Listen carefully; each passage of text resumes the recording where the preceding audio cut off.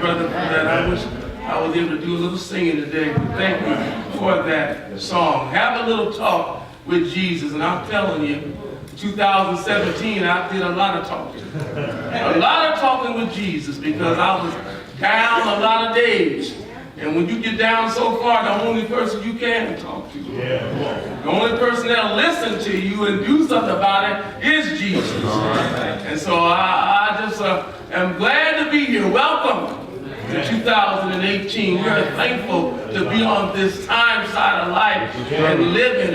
Many have went on, good people, family members and church members have gone on to their reward. But God is still thought it good enough, Brother Stern, like you said, that we're still here. We're here for a purpose. Evidently our job is not done yet. It's not finished yet. So we've got some things that we have to do in order for God to be pleased with us. So we welcome the new year with all of its challenges, with all of the opportunity that we can be better than what we were before. Turning the door, shutting the door, turning pages, whatever we're doing. The past is in the past. The good, the bad, the ugly is in the past.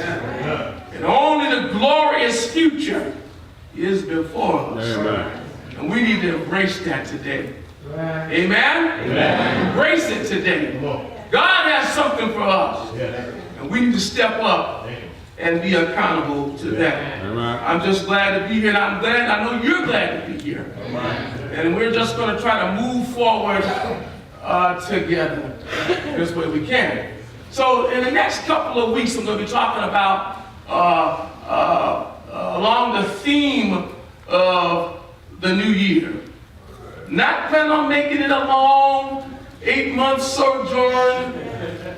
Last year, I was thinking as I reflected this year on last year's 2017. I began a lesson that was supposed to be one week. Then it ended up going 6-7 months. As well, it became our mantra. Turning the page. We're not going to do that today. We're not looking for that. But we are looking to try to marshal our talents and our blessings and try to do the best job that we can in La Fuente or in the surrounding community. That's all we're trying to do. I'm not asking you to do more than what you can. I'm not asking you to do more than you can. I'm asking you to do your maximum effort. Do all that you can do. And if we do that, we shall succeed. So, chose a passage that's very familiar. Somebody get some water, appreciate it. Chose a passage very familiar that I kind of like. I tried to find something else to use besides this scripture.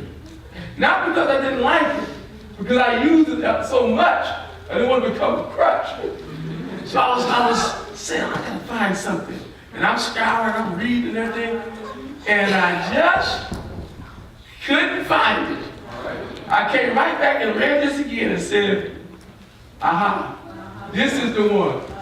This is the one. So turn with me, Ephesians 4:22 through 24. Couple of verses, as we're talking about new and transition and change and being the best that we can be. But the first thing that we must understand is that we, in order for us to be the best we can be, we have to change. In our own beautiful, inept, carnal, worldly, basic way, we're going to have to change. If we're going to be what God needs us to be. Amen? It says there, and you know, I was thinking, I was reading this could have been Paul's New Year's sermon to the church in Ephesus. He might have spoke this. I have no knowledge, background. I might just stepping away and into conjecture. But it could have been his talk to them about a new year. That you put off concerning your former conversation. We know what that means. Yeah. Way of life, the old man, which is corrupt according to deceitful lust. Then it says, and be renewed. Be renewed in the spirit of your mind. Right. And what we're going to be talking a lot about today is attitude. Because it starts in the mind. Amen. A good attitude. So, renewing of your mind, that you put on the new man, which after God is created in what? Righteousness and what? So when you see something like true holiness, that would be in the opposite of what? False holiness. So evidently, there are some, I'm not saying here, that masquerade around with a false holiness. One that maybe looks holy, maybe even seems holy, but is not based on God, not based on righteousness. Thereby, it is a false sense of holiness, a facade. And we want to try to avoid that this year. Okay. Trying to be, or trying to act, or trying to seem righteous. We would rather just be righteous. And when you are righteous, you don't have to go around trying to promote your righteousness. You don't have to say nothing. That's correct. You ain't got to go around, I'm righteous, you know. I mean, by the way, you know I'm righteous. You know, I mean, we don't have to say anything. You don't have to boast to people. Oh yeah, would you like to have a little drink? You know I'm righteous. Would you like to do can you go to church or can you go to a party on Sunday? Oh no, you know I'm righteous. I mean, we don't have to try to share it with somebody. They'll already know, don't ask Brother Sterling, he ain't coming. He ain't coming because he goes to church. She's not going to participate because she's involved with this. They will know already that's righteousness. You don't have to worry about that false righteousness. Favorite one of my scriptures. The next slide. There is hope in the new year. There's hope in the new year. In the new year, we can be new. We can be different. There must be a definite change in our lives when we become a Christian. It must be a purposeful metamorphosis from what we used to be to what we can become. It is a journey from our former selves, our former corruption, to the reincarnated righteousness. And that's what we're trying to do this year. This is what trying to be righteous segues perfectly to the thoughts I'm going to discuss today. It ties into something I discussed a few months ago. Preached a sermon called Release and Let Go. Remember that? A couple sermons, didn't finish them all. And it's like Jaws, it's back. It's back. It's coming back. But it's coming back to a church near you in some different way. It's coming back. But but the whole thing is that we want renewal. We want personal renewal, personal change, personal transition. We want to let go of the past, let go of resentment, let go of all of our stuff, and adopt new things and new ways of thinking. 2018 is opportunity. Opportunity for us to revisit new things. And I'm saying today, new things are not necessarily a bad thing. A lot of people understand that. Usually, a new car is better than an old car. New clothes, better than old clothes. Now I put up there on the page, some of you prefer sneakers like the one on the right that are worn and wore out and wore really comfortable. But some would rather have a new pair that they can have on their feet. I mean, but new is not necessarily a bad thing. We need to understand that. Just because it's new doesn't necessarily mean it's a bad thing unless it has to do with religion. Give me that old time religion still is the same thing. If it was good enough for Peter and Paul and Silas, it's good enough for me. But in a sense of the things we have, we don't mind new things. Replace it. Get rid of that old stuff. And if you refuse to get rid of old stuff, remember we talked about that, you end up with too much stuff. And that's both physical and spiritual. That's the problem. So the sermon today, sermon title will be a new title. Same thing we've been kind of talking about. It's called Out with the Old and In with the New. That's what we're trying to do. Now the only time it does not actually pertain to the pulpit. We ain't talking about getting out with the old with the scripture and getting in with the new. We're not necessarily talking about that. If that's your program, we'll talk to you later. If that's your program, we're talking just a little bit later. But the reality is out with the old, in with the new. And this morning we're going to take a look at a small portion of scripture, Paul's letter to Ephesians. The letter is somewhat different than some of Paul's other writings. The book of Ephesians has basically three main themes. And I wrote it on the board. The believer's position through and by grace. The truth concerning the body of Christ, that's in Ephesians. And the believer's walk within the body of Christ, the church. But this particular portion is in the latter part. Talk about how we should live and operate in the church. I'm reading from New Living Translation. I'm going to put it on the board because it's just a little bit plainer. And well, you know that brother earlier, there, you got it right there. Put off your old evil nature. Put off your old evil nature. And your former way of life. And the other way, former way of life. Good read. Which is rotten through and through. That's pretty basic. That's pretty basic, and you might even say that's slightly slanderous about my life. Rotten through and through. Now I don't know about that, because I picked up some things.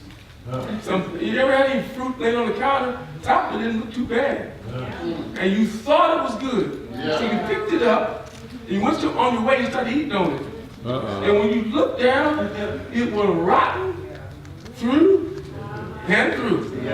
So we don't like stuff like that, right? We don't like rotten stuff, but yet we like our own lives though. Why do we hold on to our own lives so tight? When they really are rotten through and through. Now, I don't know about these good sisters over here, they probably live good lives. So they may want to hold on to some of that. But for some of us brethren, some of our lives have been tainted and inappropriate, and some of that stuff we did, we don't want to hold on to. I don't know who we are, Brother Bruce. I include myself in it. There are things I don't want to remember. But I do know that my old life was rotten through and through. Keep reading. Full of lust. Full of lust. And deception. And deception. Instead, there must be spiritual renewing. Spiritual renewal. Thank you for clarifying, because I thought I renewed myself every year. Spiritual. There must be spiritual renewal. Of your thoughts and attitudes. You got to wash yourself, cleanse yourself, and you got to turn yourself inside out. All of that negativity of your previous life must be done away with. Right. Folk want to hold on to everything. Well, Brother Dale, it's our freedom.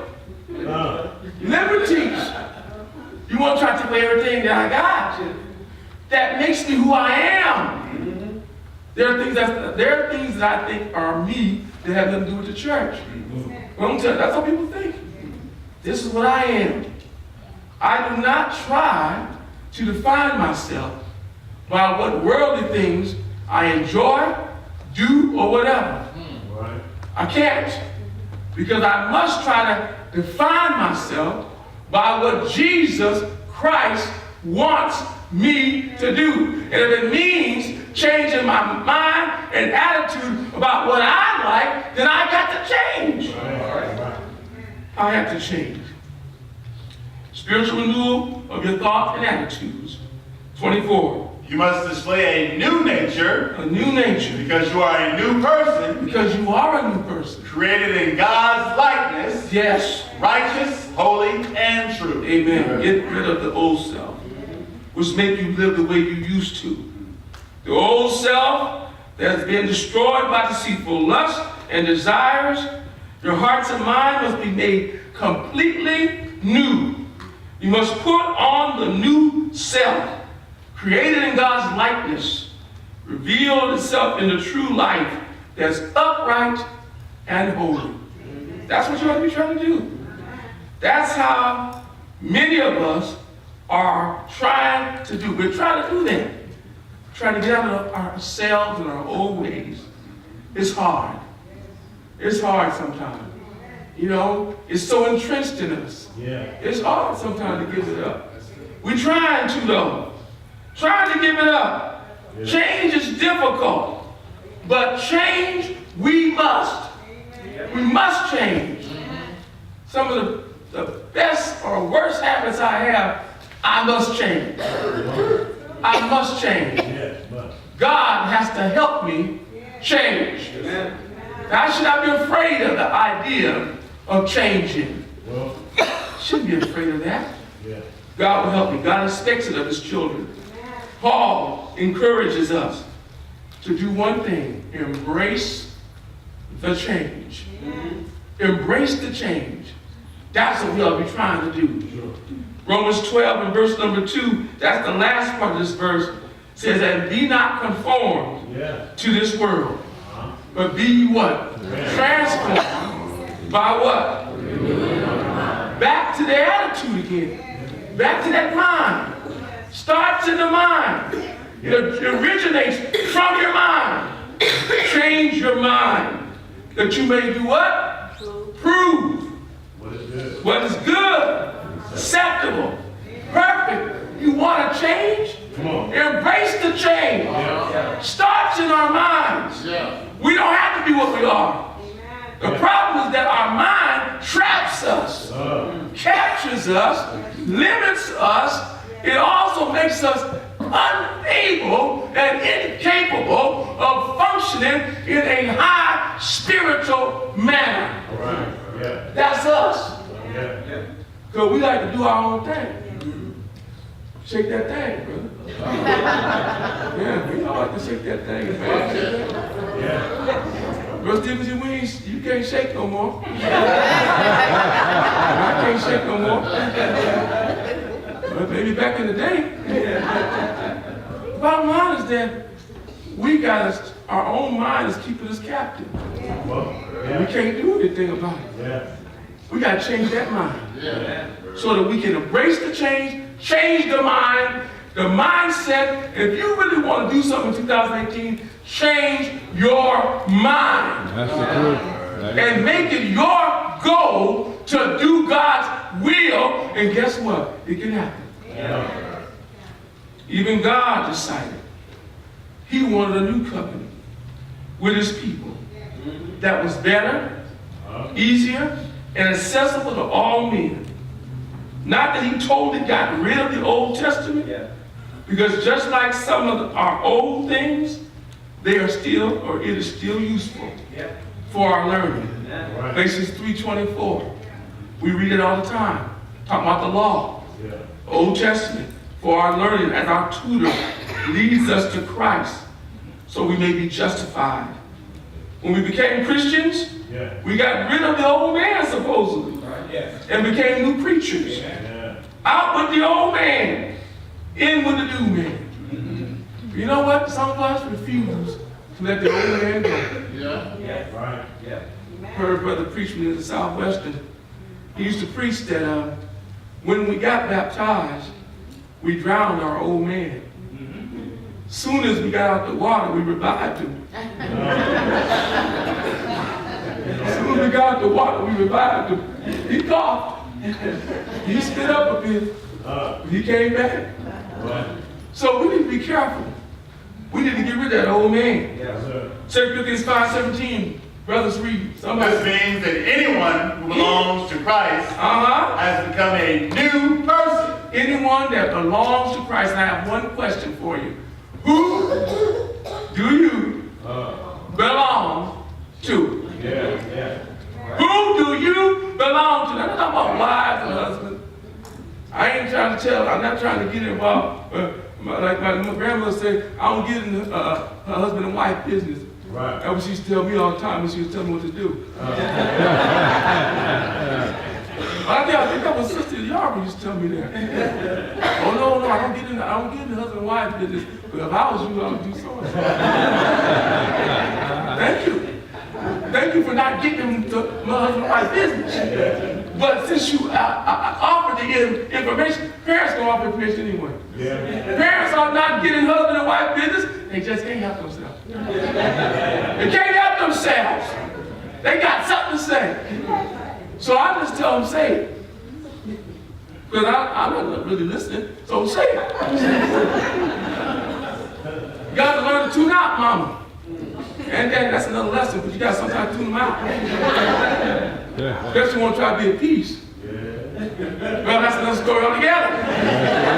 See, y'all not ready for that one this early in the year. They're not ready for that one this early in the year. We'll come back to them. We'll come back to them. All right. We're in a new year. Many promises are being made that may or may not be kept. But they look fondly at we're trying to make 2018 what? Better than 2017. We're trying to make it better. We want to be better people. We want to find better jobs. We want better health. We want improvement. That's the key to what we're trying to do. Somewhere in there we need to be saying, I want to be a better representative of Christ. So, out with our old attitudes. Yes, sir. That might be on there somewhere. Yes, sir. Out with your old attitude. What old attitude? You're lackadaisical, negative, arrogant, dismissive. Should I go further? I mean, there's a lot of bad attitudes that sometimes fool around. Out with those old attitudes. Some of us need to drop our attitude entirely. Some of us need to tweak our attitude.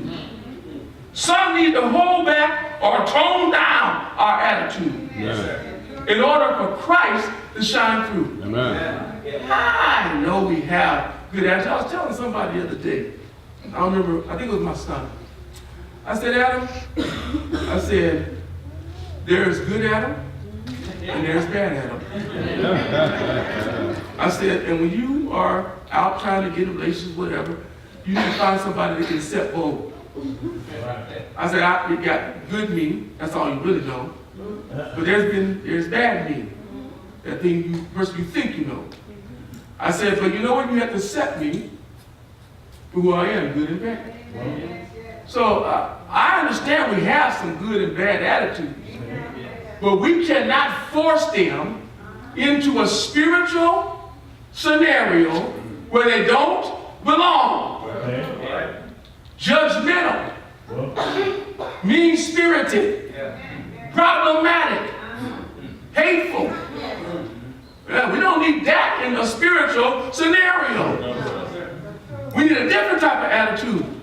We need to look at people different. Even if when you look at them, you know in your heart where they're at. You ever known that? ever look at somebody and you know their story? But you have to refrain from brother, I understand. You look at the person, man, if you just, if you in your mind, you want to be, can I be frank? You know, you always say that. You know what I tell when they say that? Well, can I be honest? No. I didn't ask you to be honest. And since you asked me for permission, no. I don't need your honesty. I got enough negativity. Because when a person says that, the next thing they're going to say is something hurtful. Can I be frank? No. No! Because I know I got problems. I know you want to help me so bad. But sometimes your best help is keeping it to yourself. Don't you say so? Best bet not to say nothing. The best bet you should say is, by the way, you didn't ask me for no permission then. By the way, brother, you in bad shape.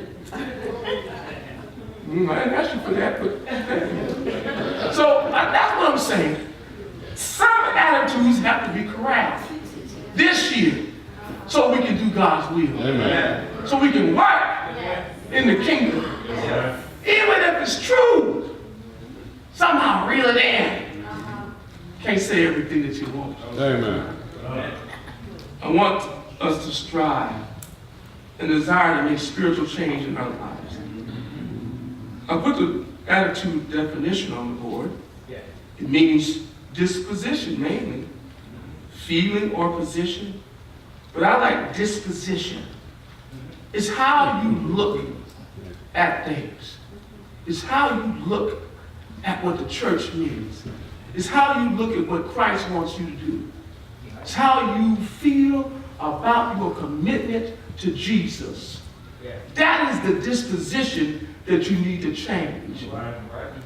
You just can't join this here fellowship and don't do anything that God wants you to do. That doesn't make any sense. And so we need to have a new attitude.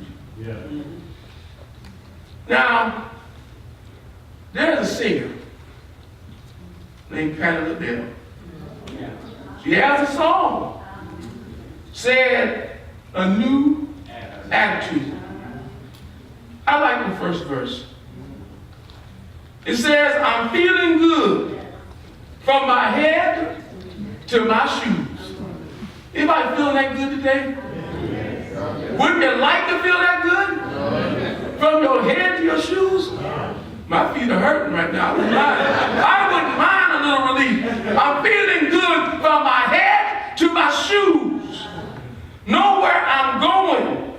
I know what to do. That's what I want to do in 2018. I want to feel good and I want to know where I'm going. I tied up my point of view. I got a new attitude.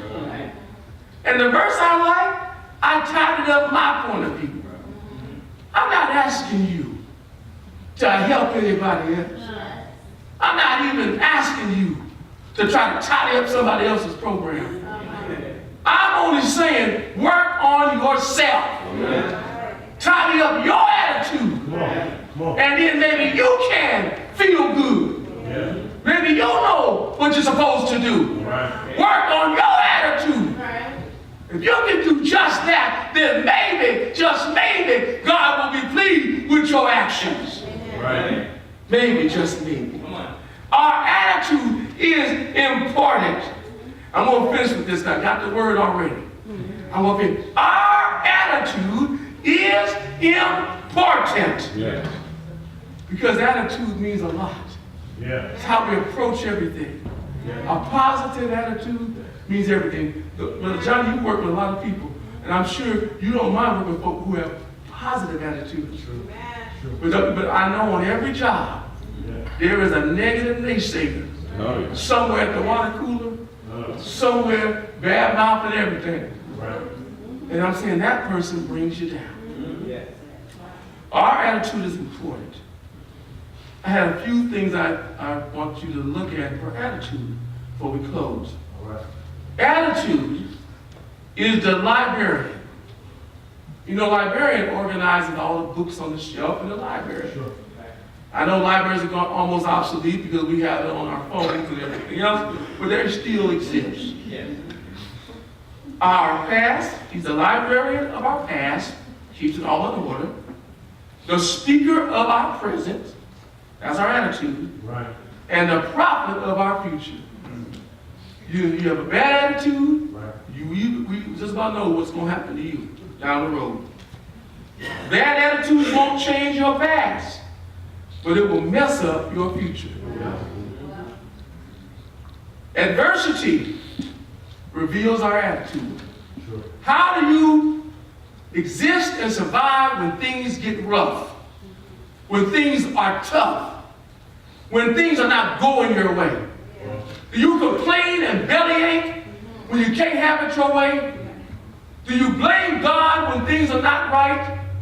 Do you blame others when that's the attitude. But attitude is revealed through adversity. All right. And if you got a good attitude, it will thrive in adversity. Yeah. It won't come, cower, and fail you. It will make you what you are through hard times. 2018, 2017 was hard for some of us. 2018 might just be even harder. But a good attitude will prevail this year. A great attitude will prevail. Your outlook will determine what? Your outcome. Your attitude will determine your altitude. How high can you go? The sky's the limit with a good attitude. So I'm saying to you, get a new attitude. Kick out that old attitude. And be ready to go as high as God can take you. Be ready to grow, soar, and grow with God's grace and God's help. That's the new attitude. Amen. So you can feel good from your head to your shoes. Yes. And you can know where you're trying to go. And you can tidy up and be ready to be with God wants you to be. That's what we'll finish next week. This is what we're talking about. 2018, out with the old. Old attitude, hold me back. In with the new. Something can help me be what God needs me to be. Starts with who? Starts with me. Starts with me. Checking me and myself so that I can be the best. God help us. God help us, church. You know what? 2018, the first month, first day, first week. Now is the time to get it right with God. Repent of your sins and ask somebody to pray for you. You know, John 5:16, righteous people will stand and pray for you anytime. Do what God wants you to do. It's time. Now it's time. You're here? Let's join this team. Let's join this team and let's get some work done. Because that's what Jesus wants us to do. Not just be a spectator. Some of us go to church infrequently. We're going to talk about that a little bit too. About church attendance. Outward old attendance. Let's get some new attendance. I'm not talking about those who are ill, because I've been ill. I'm not talking about those who are working. I'm talking about those who can, but don't. Those that can, but won't. That's who I'm talking about. Those that can, but don't care. Just don't even try. There's something to be said about attendance. We're going to talk about that a little bit. You don't want to hear that. That's what church is about.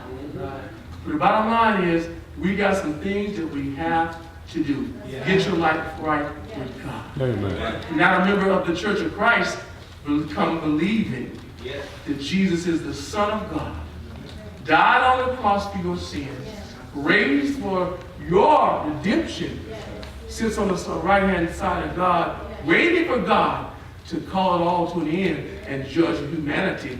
That's what you need to believe. Amen. Confess that Jesus Christ is the Son of God. And through that confession, belief, confession, repent of your sins.